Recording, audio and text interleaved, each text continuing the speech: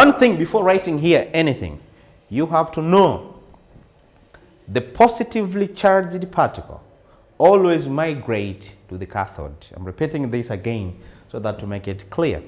The positively charged particle, it always migrates to the cathode. If that's so, the negatively charged particle, on the other hand, that's what I'm talking about.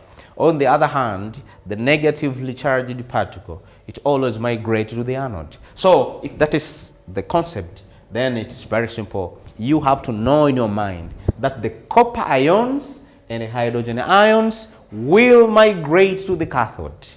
Why? Because they are the positively charged particles. But here, for the sulfate ions and the hydroxyl ions will migrate to the anode. Why? Because they are negatively charged particles. In summary, you can say the cations always migrate to the cathode, but the anions always migrate to the anode. I'm repeating this again to make myself clear to you.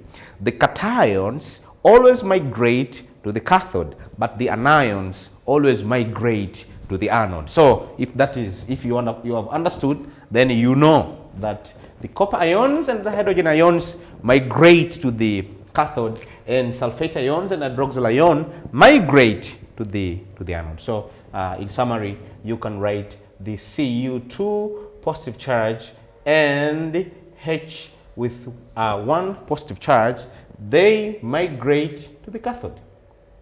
So it's a very simple concept. The other thing, we have the SO4. So the SO4 and hydroxyl ions, which is the OH ions, they migrate to the anode.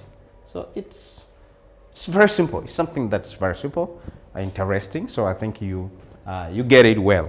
You understand and you know how it goes, how the ions migration it happens. So after the ions migration, I know you understand. For those who are studying chemistry, Form 3 chemistry or Form 4 chemistry, I think you understand that these two ions, they are all migrating to the cathode, but they will not be allowed, all of them, to proceed with the cathodic reaction. One of it will perform the cathodic reaction, but the other will be left behind. So the same on the other hand, sulfate SO4 with 2 negative charge and the hydroxyl ion, they will migrate to the anode, but they will not all be allowed to perform the anodic reaction. So one of them will be accepted to proceed with the cathodic reaction, and the other one will not be allowed to proceed with the cathodic reaction.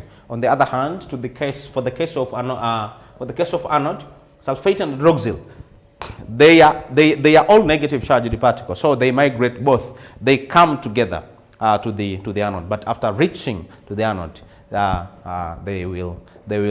it's not all will be allowed to perform the anodic reaction. So that's why it's one of the things that we are studying, one of the subtopics that we are studying in this topic.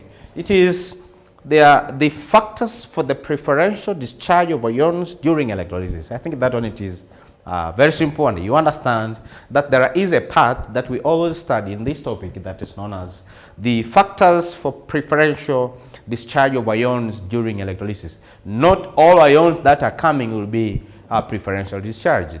One of them will be preferentially discharged, but the other will not be preferentially discharged. So the factors, we have the factors. These factors, number one, we call it the position of ion in electrochemical series. Position of ion in electrochemical series, that's number one factor that is governing the discharge of ions during electrolysis.